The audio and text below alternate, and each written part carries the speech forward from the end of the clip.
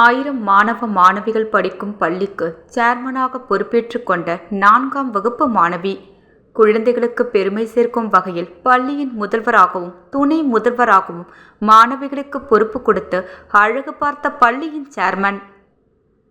Puducherry Velrampattu Wiseman தனியார் பள்ளியில் 1000க்கும் மேற்பட்ட மாணவ மாணவிகள் பயின்று வருகின்றனர். இந்த பள்ளியில் குழந்தைகள் தின விழா கொண்டாடப்பட்டது. இதனை ஒட்டி குழந்தைகளுக்கு பல்வேறு போட்டிகள் நடத்தி பரிசுகளும் வழங்கப்பட்டது.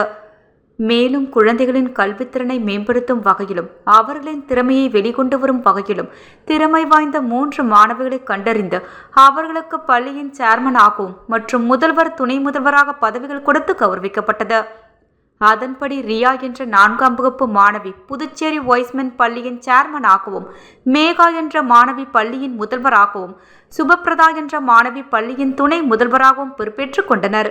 பள்ளியின் 3 தலைமை பொறுப்புகளோடு பொறுப்பேற்றுக் கொண்ட மாணவிகளை பள்ளியின் சேர்மன் சந்திரமௌலி அழைத்து சென்று அவருடைய நாற்காலியில் அமர வைத்து சால்வை அணிவித்தும் பூங்கொத்துக்கள் கொடுத்தும் வாழ்த்துக்களை தெரிவித்தார். அதே போன்று பள்ளியில் படித்த ஆசிரியர்களும் சேர்மன் மற்றும் முதல்வர் துணை முதல்வராக பொறுப்பேற்றுக் கொண்ட மாணவிகளுக்கு வாழ்த்துக்களை தெரிவித்தனர்.